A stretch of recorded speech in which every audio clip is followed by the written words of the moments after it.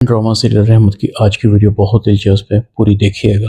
Channel को subscribe नहीं किया तो सब्सक्राइब जरूर कर लीजिएगा।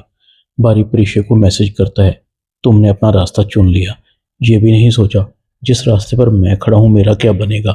प्रीशे, मैं तुम्हारी मोहब्बत में इतना आगे निकल गया था कि वहां से मेरे लिए वापसी नामुमकिन थी। मैं तुम्हें कोई बद्दुआ तो नहीं दूंगा, मगर इतना कहूंगा, तुमने मेरे साथ बिल्कुल भी अच्छा नहीं किया। तुम्हें तुम्हारी इंगेजमेंट मुबारक हो। तुम्हारे घर के पास से गुजरा था तो देखा था उसे, जैसे तुम्हारी इंगेजमेंट होने जा रही थी। तुमसे मोहब्बत में नाकामी के बाद मेरा मोहब्बत से यकीन उठ गया है। अगर मोहब्बत करने की सज़ा जुदाई है तो खुदा करे किसी को किसी से मोहब्बत ना हो। प्रीशे की आंखें बारी का मैसेज पढ़कर नम हो जाती हैं। बारी, तुम्हें कैसे बताऊं, तुमसे दूर होकर मुझे कितनी सज़ा मिल रही है। मैं तुमसे दूर नहीं होना चाहती थी, मगर जब तुम्हारे नज़दीक होना चाहा, तुम्हारे बारे में सोचना शुरू किया, तो शायद अंकल ने मेरे सारे ख्वाब चिकनाचूर कर दिए। मैं नहीं चाहती कि तुम बाप बेटों के दरमियान तलखियां पैदा हों। अगर तुम्हें तुम्हारे बाप की हकीकत बता दूं तो तुम्हें बहुत बुरा लगेगा। परिशे ख्यालों में बारी के पास पहुंच जाती है। सारा इल्ज़ाम मुझ पर मत दो, मुझे शयान सर ने तुमसे दूर होने पर मजबूर किया था। बारी कहता है, यह गलत है, तुम झूठ बोल रही हो। डैड ऐसा कर ही नहीं सकते, वो तो खुद तुम्हारे रिश्ते के लिए तुम्हारे घर आना चाहते थे। तुमसे माफ़ी मांगकर तुम्हें किसी भी तरह करके मेरी ज़िंदगी में दाखिल करना चाहते थे। अफसोस है कि तुम झूठ का सहारा ले रही हो। तुम्हें खुद के फैसले करने की आदत है। तुम्हें फ़र्क नहीं पड़ता किसी का दिल टूटे या अरमान, तुम्हें तो सिर्फ वो करना है जिसकी तुम्हें आदत है। बाय द वे, तुम्हें तुम्हारी इंगेजमेंट मुबारक हो। प्रिय, तुमने मेरा दिल तोड़ा है, खुदा करे तुम्हारा दिल भी टूटे। प्रीशे की आंखों में आंसू थे। बारी, ये सच नहीं है, एक दिन हकीकत तुम्हारे सामने आएगी। दूसरी तरफ रुमैसा बेगम के पेट में मरोड़ उठ रहे थे। क्या किस्मत पाई है जुबैदा बेगम की बेटियों ने, पता नहीं कौन से बाबा से तावीज़ लेकर आती हैं।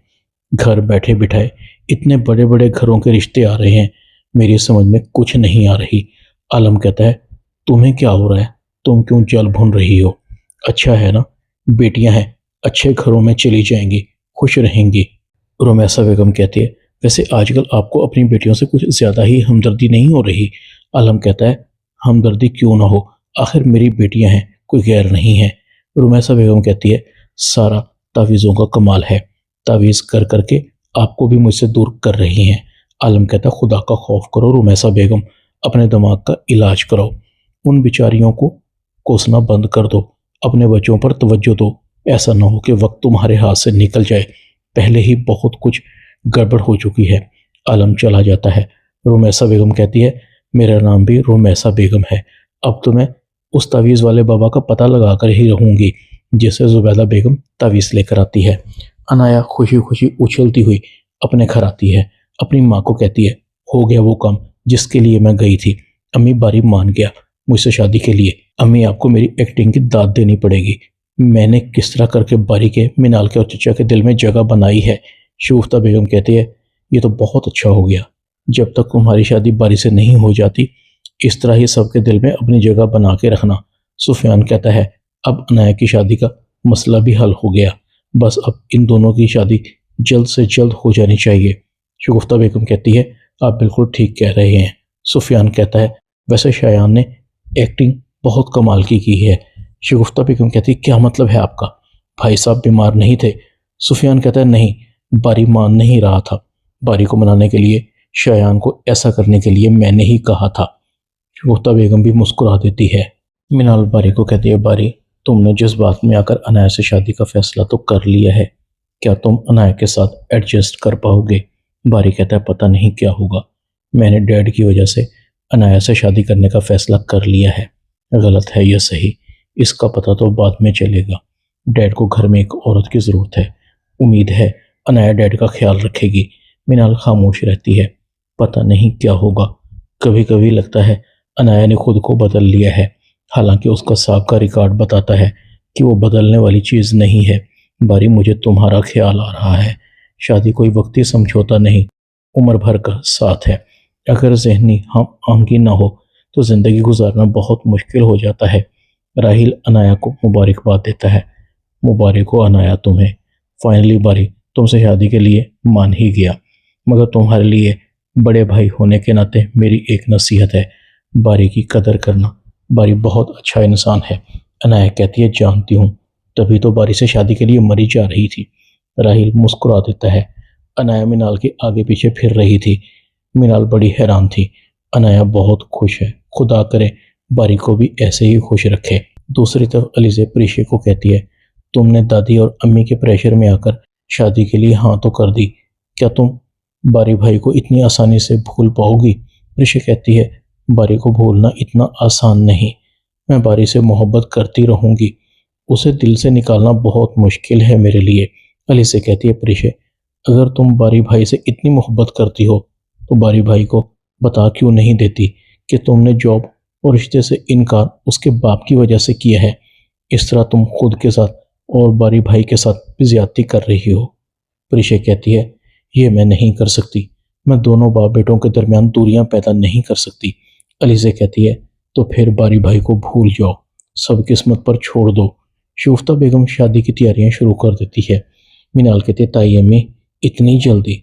शगुफ्ता बेगम कहती, हाँ, जब बारी राजी है तो मेरा ख्याल है हमें इन दोनों की शादी में देर नहीं करनी चाहिए। मिनाल कहती है, ताई अम्मी थोड़ा वक्त देना चाहिए। शगुफ्ता बेगम कहती है, ना तो बारी गैर है ना अनाया, दोनों इकट्ठे पले बड़े हैं, बचपन से एक दूसरे को जानते हैं, तुम भी मेरे पास बैठो। मिनाल कहती है, अच्छा है। मिनाल उठकर चली जाती है। शगुफ्ता बेगम दिल ही दिल में कहती है, मिनाल, अब मैं किसी सूरत अनाया और बारी की शादी को डिले नहीं होने दूंगी, डिले का नतीजा पहले ही भुगत चुकी हूँ। दूसरी तो अलमास बेगम कहती है, जोहेब का तो इस लड़की ने दिमाग चकरा कर रख दिया है, जोहेब को इसके अलावा कुछ नजर ही नहीं आता, पता नहीं किस किस्म की लड़की है, अल्लाह बचाए। रमशा कहती, अम्मी इसीलिए आपको कह रही हूँ, बल्कि आपको वार्न कर रही हूँ, इस लड़की का कुछ करें वरना ये हमें इस घर से निकलवा कर रहेगी। इसका अभी से ही जोहेब पर इतना कंट्रोल है, अगर इसकी औलाद हो गई तो फिर कितना कंट्रोल होगा। अलमास बेगम कहती है, तुम ठीक कह रही हो, मगर हम कुछ कर भी तो नहीं सकते। दूसरी तरफ रुमैसा बेगम प्रीशे की होने वाली सास को कहती है, प्रीशे के बहुत रिश्ते आए मगर प्रीशे ने शादी के लिए हाँ नहीं की।